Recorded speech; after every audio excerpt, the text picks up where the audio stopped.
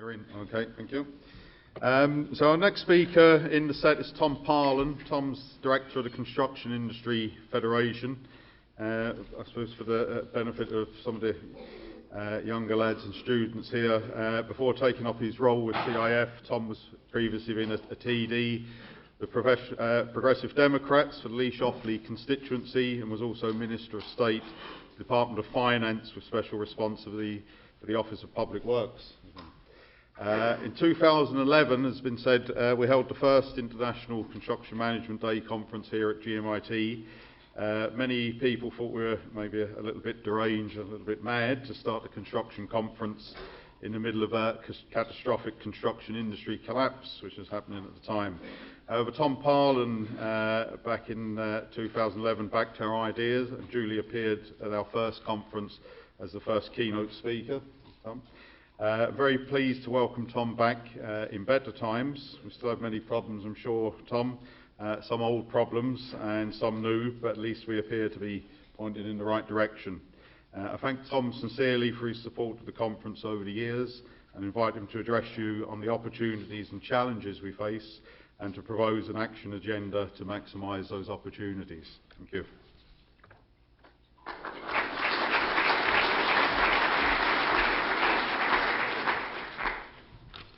Right, good morning, Mr. President, Minister, ladies and gentlemen, and thank you very much for the invitation to be here. Certainly the three speakers ahead of me have no appreciation of time because I have about 7 minutes left now for my half-hour address, so if you all have to clear out of here at 11, I'll understand entirely. I want to thank Martin and his team for inviting me, and certainly I think this is quite an exceptional event, and it's certainly heartwarming for me to see the positive response now. And I do remember when it was mooted first of all in 2011, it was a brave decision. It was clearly something I was keen and the CIF were keen to support, but I think it has paid off handsomely. And to the graduates that are about to move on this year into the jobs market, I think you'll find certainly fairly sweet pickings out there. I think it's also an indication the number of our members, very substantial members that are here, and just have seen Sean Stewart arriving in late, Sean, I have to say. But Rachel was here in good time. Pádraig Rattigan, Purcell's, Carey's, Roadstone, Sisk, BAM, Quig Gold and Glenman. So, you know, it's an indication of the importance of this event that all those busy people, and particularly at the moment, we find it hard in CIF to get people into meetings now because everybody has become so busy. Just in terms of, I suppose, Sean was referring to the prospects for students here. I think Sean is the only graduate that has moved on to be a minister, and without making any big deal about it, I think the grounding that he got here, both with Pádraig Rattigan and in GMIT and as a QS, certainly sets him well up, because I find him certainly a breath of fresh air as a politician to deal with, and I'm speaking as a former politician, to deal with in terms of either his common sense or his understanding of the industry, which is scarce enough, I have to say, amongst other politicians, and it's a bit of a challenge to get through to some people. So, but I met David outside, who was telling me he's working with a construction firm here. I was asking what exactly does he do. He says, I estimate, I plan, I manage sites, I do a bit of building myself, and if there's somebody needs to go into teleporter, I have to hop on that as well. I asked him about his qualification. He said he qualified as an aeronautic engineer. So when Martin referred to my starting out, I started out as a farmer and farmed for the first 50 years of my life, and then I got into politics for a short while, and now I end up sort of working for the Construction Industry Federation. So you could end up anywhere, but I think the important thing is that your career of choice, be it in construction, that there will be opportunities there for you, and I think that certainly looks like the case. The CAO applications have increased by 20% in 2016, so the trend certainly is upwards, and that of course is due to the economic upturn, but it's also, I think, to do with the reputation that GMIT has here and the courses that it provides. I think either yourselves as students or your parents don't want to sort of gamble with your future, and I think certainly GMIT's construction management is seen as a good bet, and is certainly highly valued by the CIF members as well in terms of graduates and taking on people. I joined the CIF in the end of 2008, and I know someone, Martin, or was it President, was trying to do a bit of a correlation about what happened to construction industry after Sean joined here. But I had the distinction of, the Ulster Bank do a monthly index about construction activity. For the first 72 months, month on month after I joined, activity went down. And I'm lucky enough to hold on to my job, and now I'm happily in the place where it is beginning to pick up. So I think at the moment the future looks fairly bright. I suppose in very simple terms, construction needs a strong economy, and on the other hand, the economy needs a strong construction industry. So if the economy is ambitious to move on, it has to have the construction industry that have the scale and the ambition and the skills to respond. There's about 30,000 construction-related entities in our economy, and just in terms of the scale, while our top 10 are big players, there's 46,000 self-employed people within the industry as well. The industry employs about 140,000 people directly. And in terms of comparing that, and I think the President was referring to the importance of the construction industry, and we don't often get to sort of blow our coal or say how important it is, but it is seriously important. And I know that our food and drink exports are a massive element of our economy in terms of the indigenous industries they are and all the value added, and whether it be our beef exports or our dairy exports or our baby infant formula or our Jameson whiskey or our Tullamore Dew or our Baileys, or all of the stuff, our seafood. But the total food and drink exports, I think, are about 11 billion at the moment, which have increased massively, and a major concern obviously with Brexit coming up. But the value of our construction industry is worth over 15 billion this year. So it's a very, very important industry. And directly and indirectly, we employ over 200,000 people, which is about 10% of the total employment. And just recently, the good news is that for the last 18 months, we've been employing an extra 1,000 people per month. And I was at a forum with the Taoiseach and the two finance ministers and Minister Mary Mitchell-O'Connor lately, when we're looking at the prospects and talking about Brexit and so on. And a small enough group just with the employers, 4 employers and 4 trade union people and 4 senior ministers, including the Taoiseach. And Mary Mitchell-O'Connor is a former colleague of mine through the PDs and so on. And I was giving her a bit of a slagging, saying I see her every week cutting a tape on 100 jobs here or 200 jobs there, or the prospect of those jobs. Often a job announcement says we're going to employ 200 people over the next 3 years. But construction, in actual fact, has, and this is a CSO figure, has employed 1,000 extra people each month for the last 18 months. And the projections are that we will have employed an extra 50,000 people by Q1 2018. That's since the lowest point in the end of 2013. So the industry is picking up, it is employing people, it is generating income. The DKM that Minister referred to, that we got them to do a report for us because we're concerned about the potential skill shortage that is coming down the tubes. And we wanted to try and put a figure on it, and rather than we and the CIF saying it and anyone saying, well, they would say that, wouldn't they, we got DKM and Annette Hughes to do a report for us that we've presented to government and broadly to all the educational facilities and so on. And that's suggesting that the industry can potentially create 112,000 extra jobs between this year and 2020. And I know a reference was made earlier, I think by John, saying that the ideal share of the industry, that construction shouldn't be any more than 12% of the economy. Clearly in 2006 it went to well in excess of 20%, and it was inevitable that there was going to be a collapse. And it's easy to say that now, but it was inevitable and everybody knows that. But by 2020, when the industry grows from the 15 billion this year to 20 billion in 2020, it will still just be 10% of the economy. So I don't think the concern about it overheating or anything else is going to be there. It'll still be below the optimum level. So I think that by providing jobs in every community in Ireland, the construction industry, in terms of the tax take, the value added, the domestic spending, and most important, is the most important economic sector in the economy. And that's before you count the value of the delivery of productive infrastructure and the very, very important environmental and societal value of housing. So we are part of a critical industry. We have a major responsibility, and it's vital that over the next few years the industry grows and grows correctly. Construction Information Services, that are a research partner and have their stand outside, they estimate that there's 19 billions worth of construction activity in the pipeline at all stages of completion across all sectors currently. As I said, DKM report says that the industry is going to grow by 9% on average to reach the 20 million mark. So the question is, I suppose, how is the industry going to develop? How is this delivery going to happen? Constantly at the moment I get queried by reporters and by government people, has the industry the capacity to build the housing needs that are there? And I'm inclined all the time to say, of course, if the banks provide the mortgages, if the government carry out their plan of the billions that they're going to spend on social housing and on housing infrastructure, I believe the industry will step up to the mark.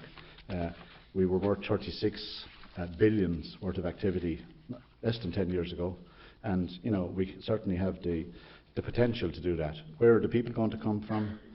Clearly, we lost about 180,000 people out of the industry that went to every corner of the globe. They are coming back now, and there's potential for a lot more of them to be attracted back here. It's not all about their jobs, I suppose. It's about whether to get a house here. It's about maybe the weather in some situations. It's about the tax rates and so on. So there's lots of issues to be addressed there. But clearly the education system has a major input into it as well. And whether it be people coming out of secondary school, choosing to take up some skills, or whether it be people going into third level and going through and doing the sort of degrees that you are. And I suppose currently, young people in secondary school are almost entirely funnelled into third level education. And I know that the fallout levels are a worry as well, and they're a cost. And not everyone is sort of designed for third level education. So I think we need a major ramping up of the apprenticeship scheme and upskilling generally. I know apprenticeship takes quite a while. It's a big investment both by employers and by individuals and their parents to go in and take up the skills. But once you've got a skill, be it a carpenter or an electrician or whatever, you certainly have a passport to go travelling wherever you like.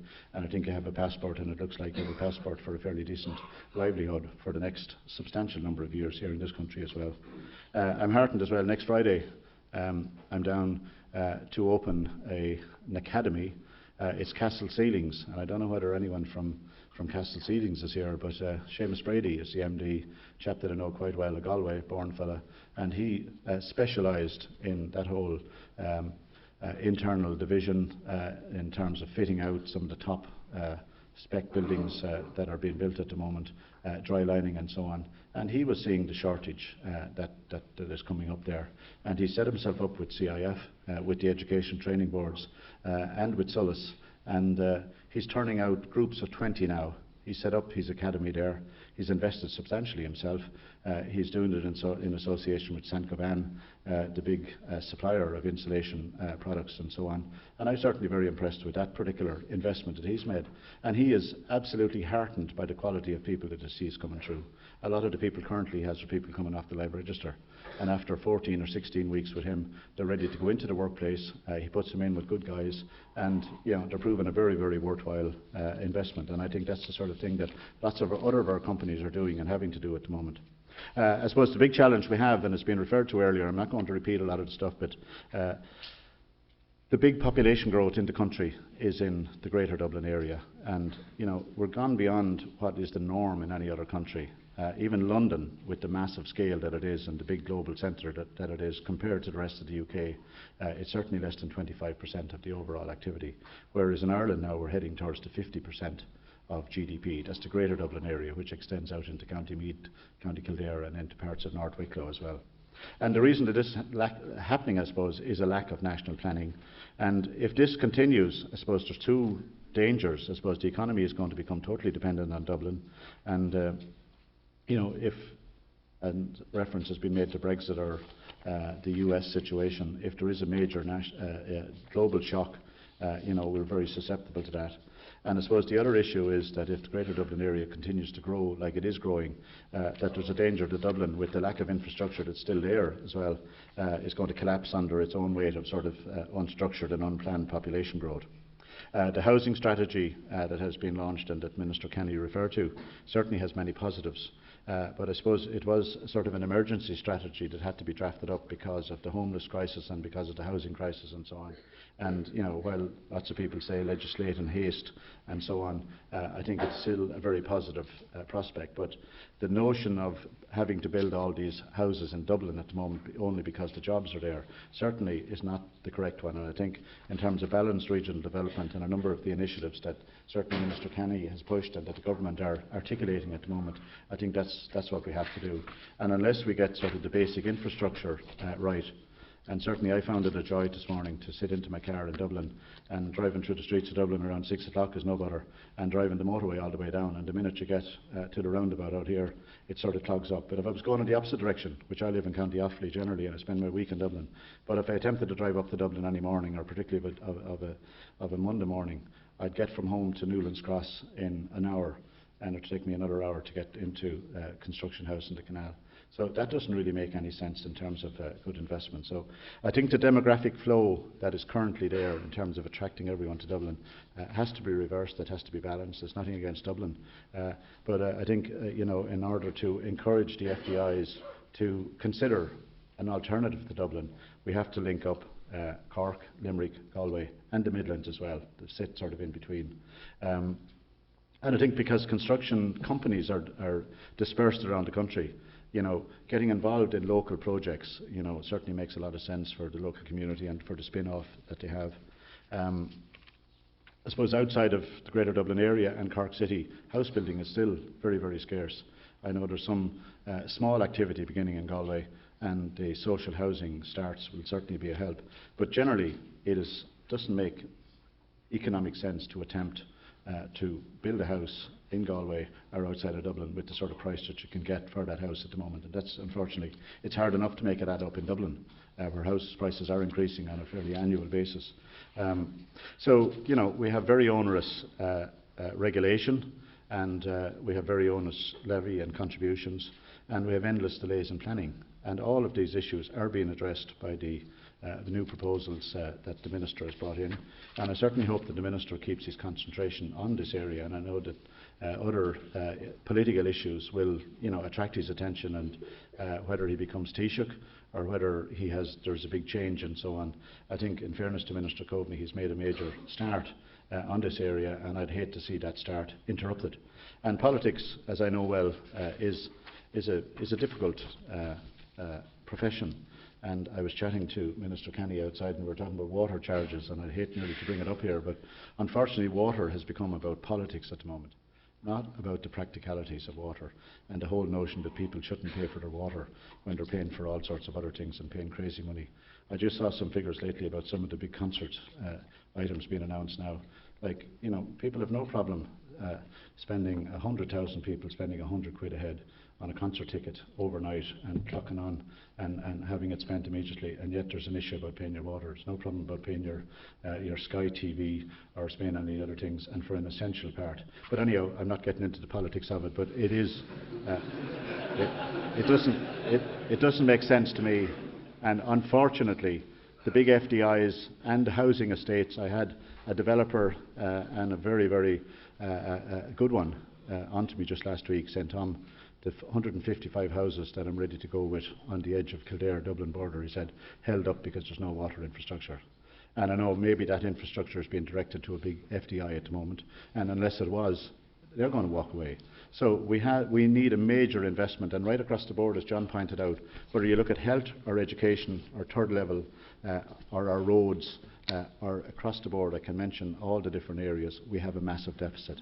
And currently our fiscal rules, and because we had a major difficulty in the past and because we were bailed out, don't allow us to borrow and invest in that. We're having a conference in Dublin at the end of April looking at innovative financial methods.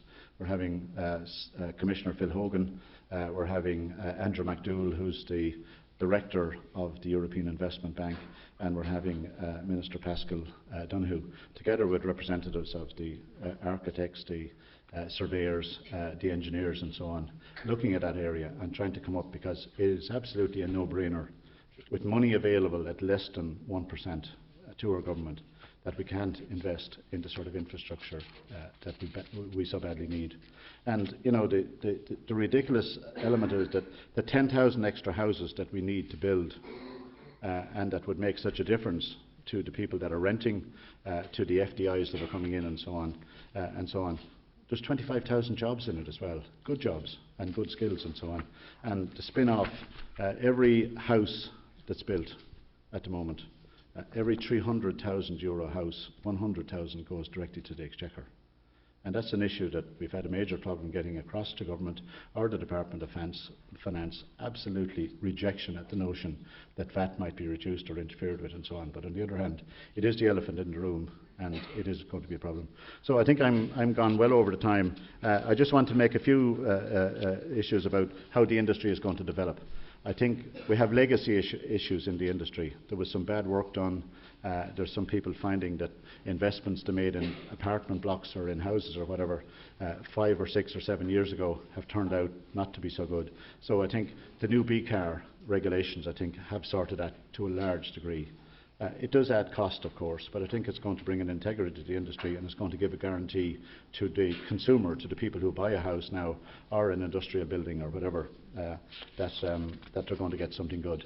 The other area in terms of moving forward, I think we have a responsibility to innovate and be sort of best in the class.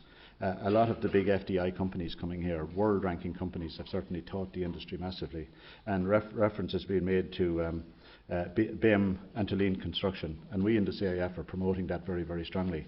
And some of the main proponents of BIM are here in the audience, and certainly it's something that you know, technologically it's not my strong point, but it's an area that I see that is absolutely essential.